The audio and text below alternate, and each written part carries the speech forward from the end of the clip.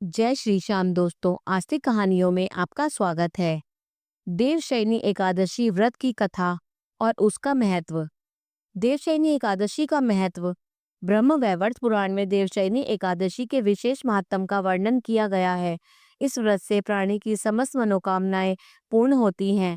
यह एकादशी आषाढ़ मास के कृष्ण पक्ष की एकादशी, जिसे योगिनी एकादशी कहते हैं, इसके बाद आती है। आषाढ़ मास के शुक्ल पक्ष की एकादशी को देवशयनी एकादशी के नाम से भी जाना जाता है। इसी एकादशी से चातुर्मास का आरंभ माना जाता है। इस अवधि में कोई भी शुभ कार्य जैसे विवाह आदि नहीं किया जाता। मान्यता है कि इस दिन से भगवान श्री हरि विष्णु क्षीर सागर में शयन करते हैं और फिर 4 महीने बाद उन्हें उठाया जाता है।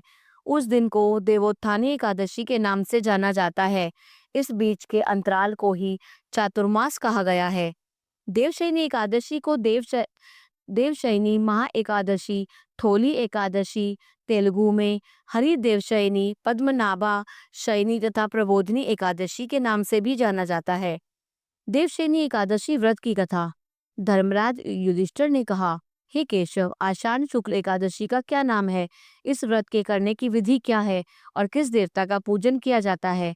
श्री कृष्ण कहने लगे कि हे युधिष्ठिर, जिस कथा को ब्रह्मा जी ने नारद जी से कहा था, वही मैं तुमसे कहता हूँ।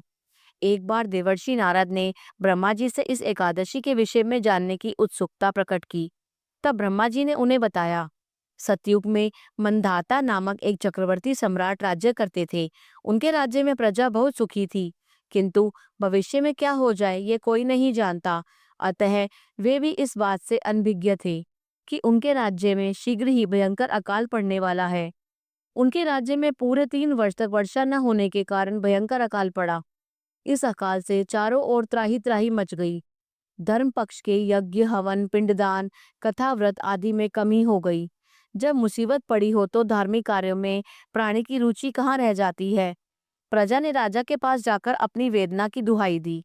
राजा तो स्थिति को लेकर पहले से ही दुखी थे। वे सोचने लगे कि आखिर मैंने ऐसा कौन सा पाप कर्म किया है जिसका दंड मुझे इस रूप में मिल रहा है। फिर इस कष्ट से मुक्ति पाने का कोई साधन करने के उद्देश्य से राजा सेना को लेकर जंगल की ओर चल दिए। वहां विचरण करते करते एक दिन वे ब्रह्मा जी के पुत्र अंगिरा ऋषि के आश्रम में पहुंचे और वहां उन्हें साष्टांग प्रणाम किया।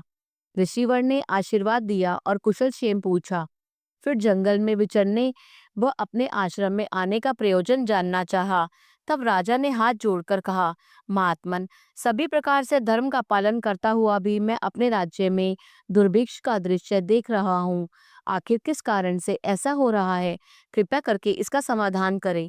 यह सुनकर महर्षि अंगिरा ने कहा, हे राजन, सब युगों से उत्तम यह सतयुग है। इसमें छोटे से पाप का भी बड़ा भयंकर दंड मिलता है। इसमें धर्म अपने चारों चरणों में व्याप्त रहता है।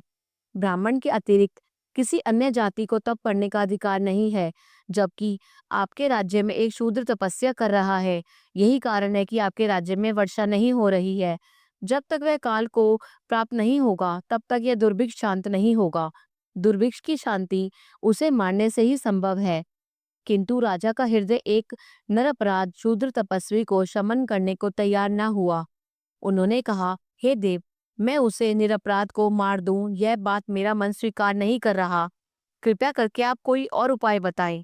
महर्षि अंगिरा ने बताया, आषाढ़ माह के शुक्ल पक्ष की एकादशी का व्रत करें।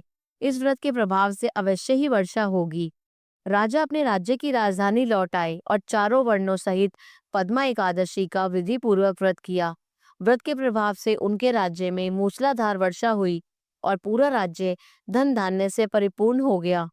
ब्रह्म वैवर्त पुराण में देवशयनी एकादशी के विशेष महात्म का वर्णन किया गया है। इसी व्रत से प्राणी की समस्त मनोकामनाएं पूर्ण होती हैं। बोलो श्री कृष्ण भगवान ने की जय।